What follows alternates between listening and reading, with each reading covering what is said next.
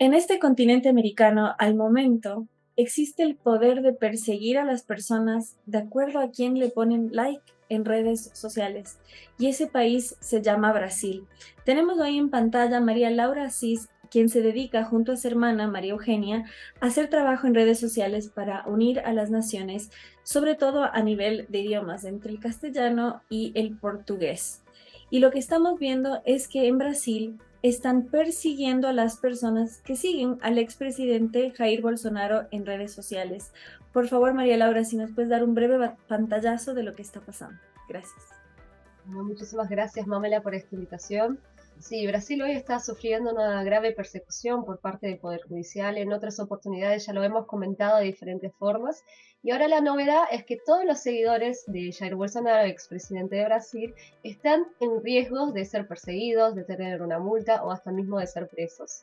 Lo que recibimos recién fue una noticia de la Procuraduría General de Brasil diciendo que ellos iban a investigar todos los seguidores de Jair Bolsonaro. Entonces solicitaron al ministro Alexandre de Moraes, ministro de la Corte Suprema de Brasil, que mandara un listado con todos los nombres de todos los seguidores de las redes de Bolsonaro, incluyendo Twitter, TikTok, Facebook, Instagram, LinkedIn, entre otras. Teniendo en cuenta que Bolsonaro es uno de los presidentes con más seguidores en todo el mundo, son casi 70 millones de seguidores. Y por otro lado, otra cosa que me queda un poco aún confusa es cómo ellos van a diferenciar hasta mismo los seguidores de los demás países, ¿no? Porque Bolsonaro no solo tiene seguidores de Brasil, como también tiene seguidores de todas las partes del mundo. Por otro lado, cuando fue cuestionado, ¿no?, la Procuraduría General de Brasil, ellos dijeron que no tienen ninguna intención de obtener los datos confidenciales para perseguir a las personas, que solo quieren saber eso para ver hasta dónde llegan las publicaciones de Jair Bolsonaro. Siendo que esa es mentira, porque uno no necesita los datos personales de cada seguidor de Jair Bolsonaro para saber hasta dónde tiene el alcance de la publicación del mismo presidente. Entonces acá ya vemos una incoherencia desde la respuesta por parte de esa Procuraduría. Y por otro lado también solicitaron que el STF, la Corte Suprema de Brasil, les envíe todas las publicaciones del presidente relacionadas a urna electrónica. Para quien no sabe, en Brasil hubo una discusión muy grande al respecto de la transparencia electoral, también al respecto de las Fuerzas Armadas y al respecto de la Corte Suprema. Todas las publicaciones que Bolsonaro haya hecho al respecto, ellos solicitan que les sea enviado para que investiguen. Y hasta mismo solicitan saber quiénes pusieron like en esas publicaciones, quiénes compartieron esas publicaciones y hasta mismo quiénes comentaron. Pero según ellos, no para perseguir a esa gente, solo para saber el alcance. El mismo discurso utilizado por la Corte Suprema en esos últimos 4 años para así perseguir a la oposición. Ahora, ya existe un precedente en Brasil. Recientemente se celebró en Buenos Aires el primer foro panamericano de jóvenes políticos y estuvo ahí Bernardo Custer, quien es la cara del portal digital Brasil Sem Medo, o sea, Brasil sin miedo. A él le congelaron las cuentas bancarias, lo mismo a Sarah Winter, ahora a Sarah Hoff, a quienes les negaron acceso a redes sociales y les negaron acceso a sus cuentas bancarias, es decir, les quitaron el sustento. Es decir, incluso cuando Jair Bolsonaro era presidente, ya había una persecución ideológica y sobre todo jurídica donde se perseguía, incluso se le quitó la inmunidad parlamentaria a un legislador y al fundador o presidente de un partido político. Es decir, ya han habido persecuciones que incluso se han metido a redes sociales. Entonces, ¿esto hace que el miedo sea real si ya existen casos previos? Claro, totalmente. Como les comentaba anteriormente, tuvimos casos previos. Ni bien hablabas, ¿no, Mamela, de un diputado que le sacaron su inmunidad parlamentar, que está preso, recordando que está preso, solo por un video que hizo cuestionando a los miembros de la Corte Suprema y por eso lo encarcelaron. También tuvimos el caso del periodista Osvaldo Eustaquio, que estuvo preso más de 3 veces por el mismo motivo, por cuestionar a los miembros de la Corte Suprema.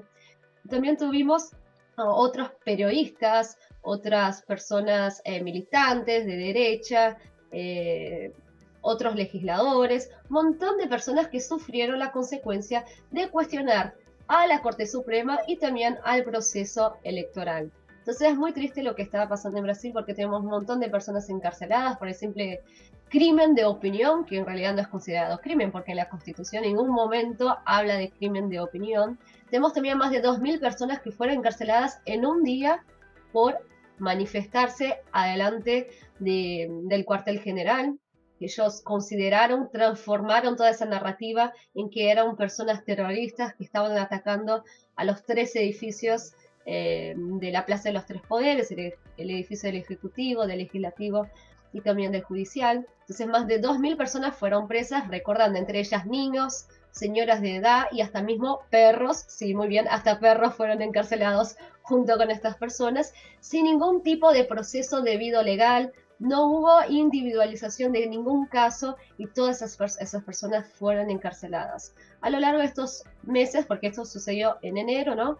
Entre enero hasta ahora julio, ellos fueron liberando, por así decir, entre comillas, porque en realidad no es que estas personas fueron liberadas, sino que fueron mandadas a sus casas con tobilleras electrónicas, es decir, un tipo de prisión domiciliar, donde ellas tendrán que quedarse en sus casas con la tobillera, pero ya fueron liberando a sus casas a algunas de esas personas, entre ellas obviamente los niños y las personas de edad, porque no había ni siquiera algún tipo de límite legal que lo aprobara este tipo de acción.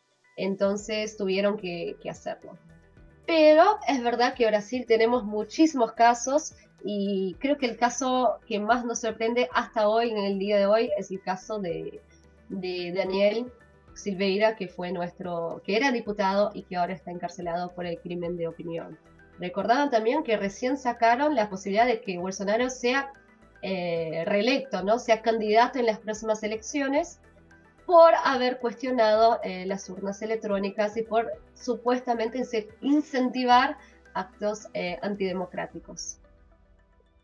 Muy importante destacar el caso de Osvaldo Eustaquio, porque además dentro de prisión perdió el uso de sus piernas y salió en silla de ruedas y al momento tuvo que salir del país. De hecho, tuve el honor de conocerlo en México y sé que ahora está, no sé si vale la pena decir dónde está para que no lo priven de su libertad.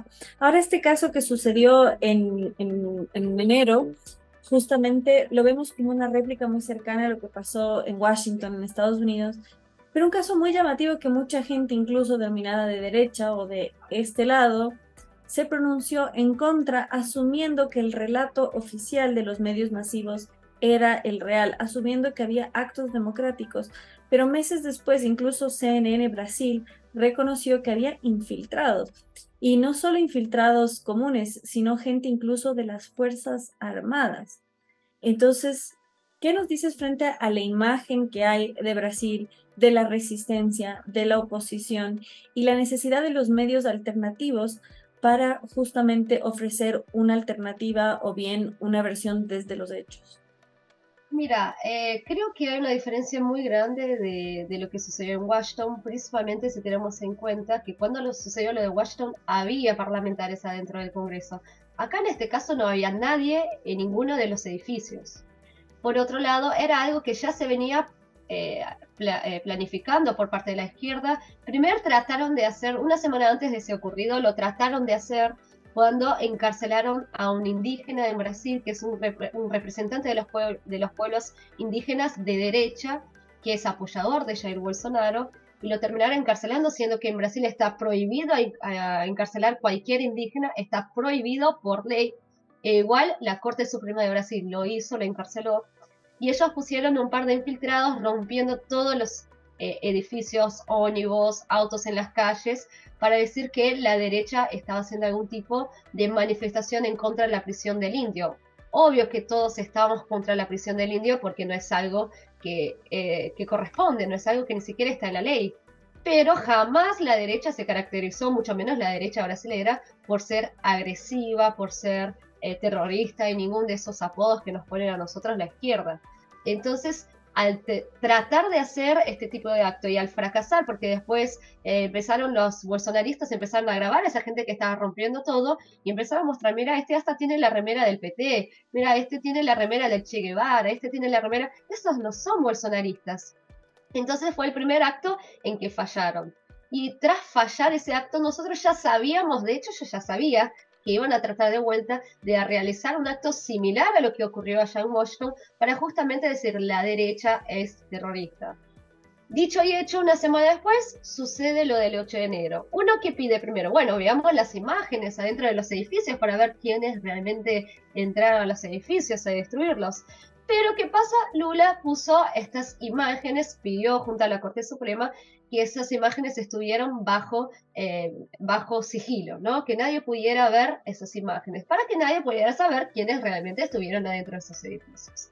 Pero CNN Brasil, mira CNN, que encima es opositor a la derecha, es de izquierda CNN Brasil.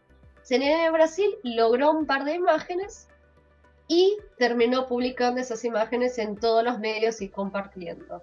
Y esas imágenes muestran claramente un grupo de supuestamente patriotas de derecha junto a un periodista de Reuters, ¿sí? Reuters es una agencia de noticias para los que no la conocen, entrando y ya combinando con ese periodista que estaba grabando todo el momento, toda la escena, cómo ellos iban a actuar, qué iban a romper, qué no iban a romper, cómo iban a hacer, qué tomas el tipo tenía que tomar. Rompieron todo, el periodista de Rutas grabó todo eso saliendo en la cámara de vigilancia, ¿no? Y luego el periodista de Rutas les empezó a mostrar a ese grupo las imágenes para ver si ellos la aprobaban y si les gustaba y si estaba todo bien. Entonces, claramente los que entraron en esos edificios fueron grupos de infiltrados vestidos esta vez de verde y amarillo, porque así son los representantes de la derecha de Brasil, siempre van a las manifestaciones vestidos del color de la bandera, y esta vez, a diferencia de la primera vez que estaban vestidos con la remera de Che Guevara, no cometieron el mismo error, sino que fueron vestidos de verde y amarillo para así pasar por desapercibido y hacer con que la derecha quedara mal.